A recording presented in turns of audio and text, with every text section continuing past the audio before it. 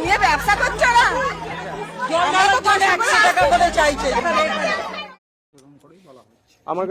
আমার কাছে টিকিটের ছবি আছে। আমিও এলাকার ছেলে, আপনিও এলাকার ছেলে। এই যে 100 টাকার টিকিট, এই টিকিটটা কে নেয়? টাকাটা কে নেয়? কোনো রাজনৈতিক দল না, কোনো সরকার না, মন্দির না। দেখুন লেখা আছে তারকেশ্বর এস্টেট, লেখা আছে স্বামী সুরেশ্বর আশ্রম মহন্ত মহারাজ শ্রাবণী মেলা উপলক্ষে তারকেশ্বরে মন্দিরে জল ঢালা স্পেশাল লাইন। আপনি স্পেশাল লাইনে যাবেন কেন? না গিয়ে লাইন জল ঢালুন।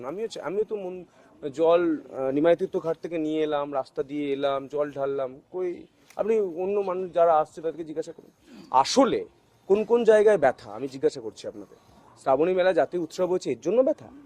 শ্রাবণী মেলায় সরকারি হেলিকপ্টার থেকে ফুল ছড়াচ্ছে এর জন্য ব্যথা?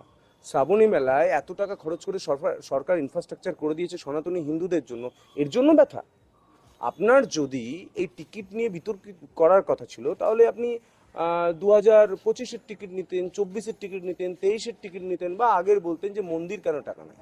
মন্দিরকে প্রশ্ন করলে মন্দির উত্তর দিয়েছে সঠিক, যে আমার সংসার চালাতে বা মন্দির চালাতে যে অর্থ লাগে সারা বছর সেটা আমি কোথা থেকে নেব।